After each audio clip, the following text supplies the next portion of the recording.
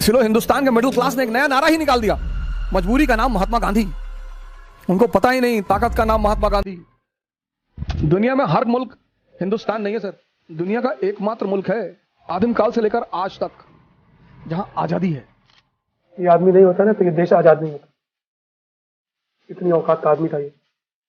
भगत सिंह ये सब गांधी के दुश्मन नहीं रहे, ये सब गांधी के यंग टर्क्स हैं।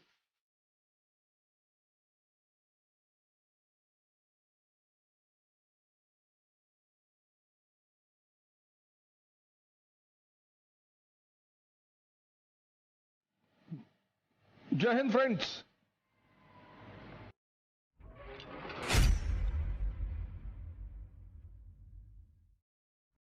दुनिया में हर मुल्क हिंदुस्तान नहीं है सर, दुनिया का एकमात्र मुल्क है आदिम काल से लेकर आज तक जहां आजादी है। आज कितनी है ये मुझे नहीं पता, लेकिन है सर। हमारे बहुत सारे भाई बंद हैं, राजनेता हैं, विद्वान हैं, कभी भी कमेंट कर देते हैं। एक हमारे मित्र हैं, उनको अगर आपने जय श्री राम कह दिया तो कहते हैं जय श्री राम रम, ओल्ड मॉक रम। वो सौभाग्यशाली हैं जो इस संस्कृति में पैदा हुए हैं।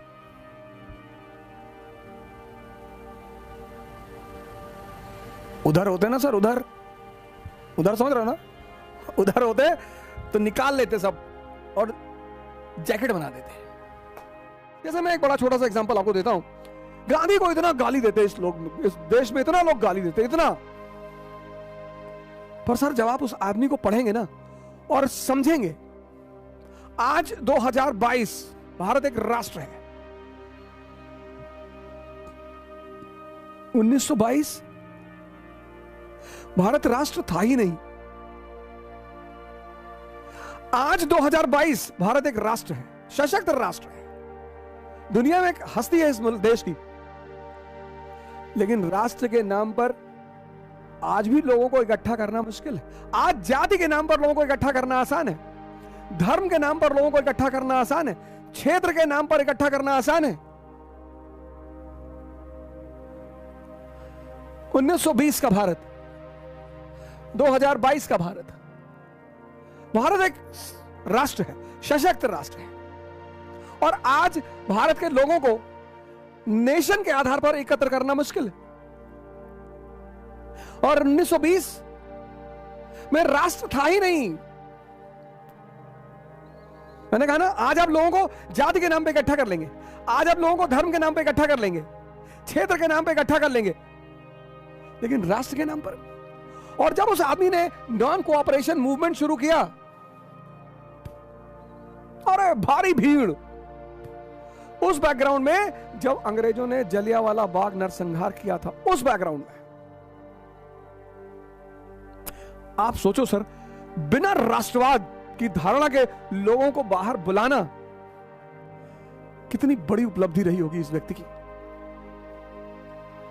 सर वो आम बात नहीं है। इसलिए मैं आप सभी लोगों से इस देश में निवेदन करता हूं, खासकर अपने युवा मित्रों से निवेदन करता हूं, बहुत जल्दी भावुक हो जाते हैं।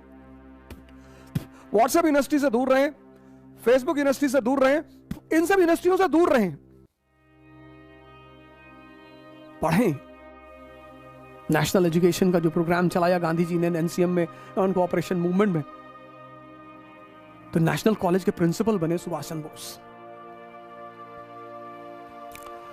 गांधी जी से मतभेद रहे, मनभेद कभी नहीं रहा, कभी नहीं रहा। बड़ी उटपटांग कहानियां फैलाई गई हैं गांधी जी और सुभाष चंद्र बोस जी के बारे में।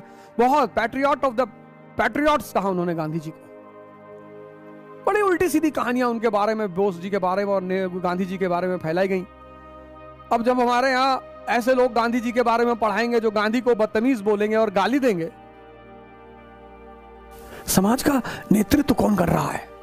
गांधी जी के लेफ्टिनेंट थे ये लोग, द युवा यंग टर्क। इनको उस वक्त यंग टर्क कहा जाता था, यंग टर्क्स। ये लोग यंग टर्क्स, गांधी के यंग टर्क्स थे ये। एस.सी. बोस, जे.एल. नेहरू, लोहिया,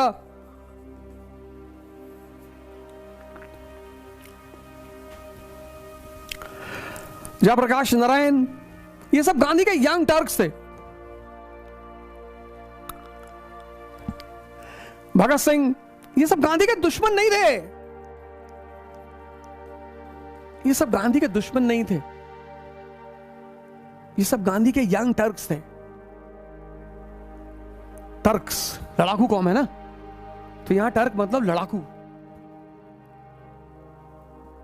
नाथूराम गोडसे को मारना ही था, जिन्ना को मार दिया होता। जिन्ना को मार देता भगवान बन जाता कंट्री में, क्योंकि जिन्ना के बाद दूसरा कोई मुस्लिम लीडर उस मूवमेंट को चलाने वाला था ही नहीं।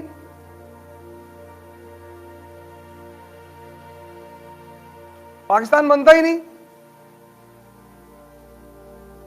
वो सुबह नहीं, वो भगत सिंह को गांधी जी की वजह से लटकाया गया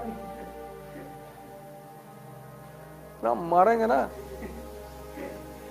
भगत सिंह को गांधी जी की वजह से लटकाया गया। प्रोटेस्ट किया, लेटर लिखा अरविंद गांधी जी, कोई नहीं बचा सकता था भगत सिंह को। इस देश के पूंजीपतियों ने लटकाया उस आदमी को। 1927 फिक्की पुरुषोत्तम दास ठाकुर, 1929 में डिप्रेशन हो गया, वो आदमी बन रहा था लेनिन दूसरा एशिया में।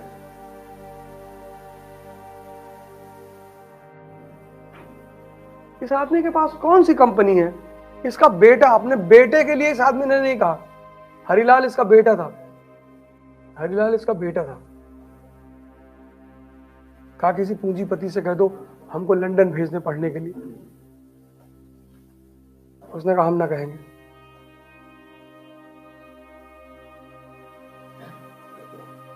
कौन सी फैक्ट्री, कौन सा मकान है, क्या है इस आदमी के पास? इसको हिंदुस्तान में लोग गाली देते हैं, 80% लोग गाली देते हैं इस आदमी को।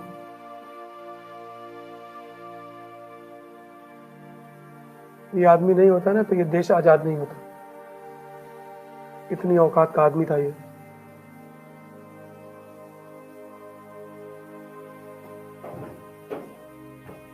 अगर ये आदमी नहीं होता ना तो देश आजाद नहीं होता।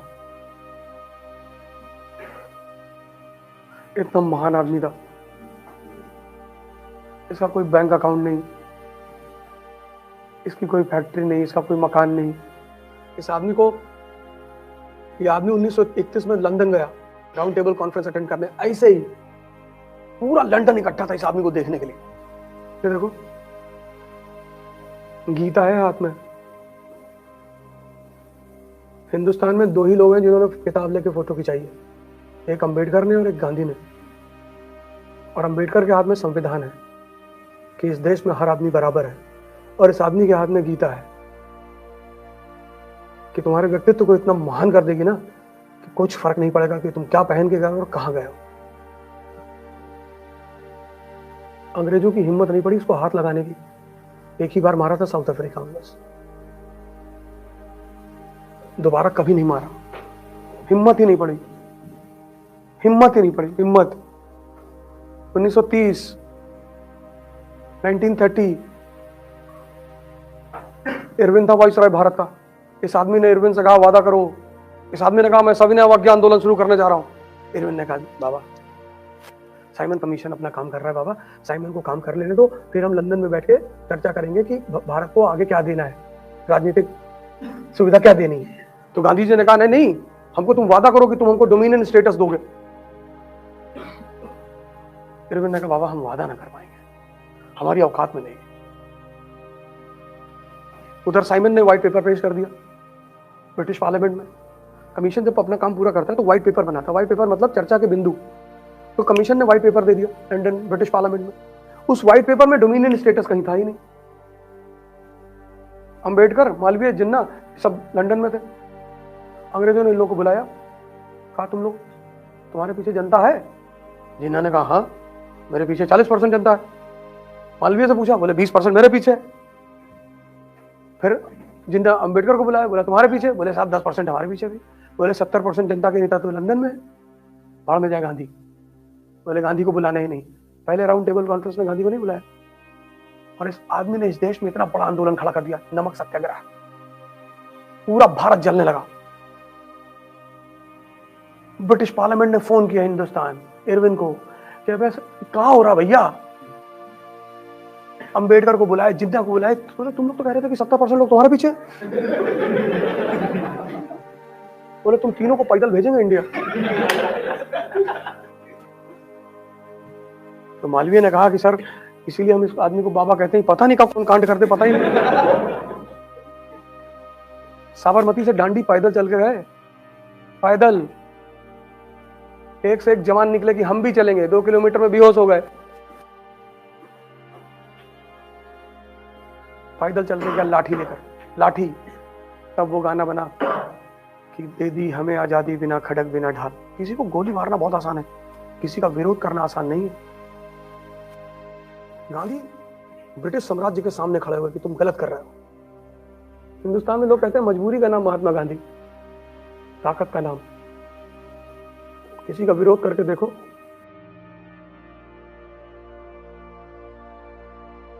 शास्त्री जी बनारस आए, उनकी माताजी उनसे मिलने आई, रेल मंत्री थे वो, रेल मंत्री। रेलवे के गार्ड का इंटरव्यू देने गए, सिलेक्शन नहीं हुआ। पैसा नहीं होता था कि नाव पर बैठकर नदी पार करके स्कूल चले जाएं। रेल मंत्री, भारत के प्रधानमंत्री बाद में, उनकी मां मिलने आई, कहीं बेटा तुम क्या करते हो? कहीं हम बाबू हैं रेलवे में। उन्होंने बताया नहीं कि मैं रेल मंत्री हूं। उनके अधिकारियों ने पूछा कि सर आपने बताया नहीं कि आप भारत के रेल मंत्री हैं? कहीं मेरी मां बहुत इनोसेंट है, इसको मैं बता देता, ये जाके लोगों को बताती, वो इसको काम सौंप देते और मैं कर नहीं पाता।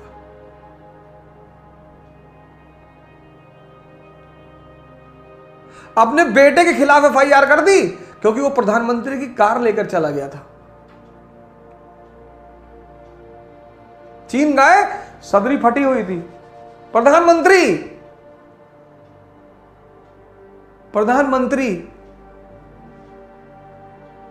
हमने इन चीजों को इज्जत देना ही छोड़ दिया।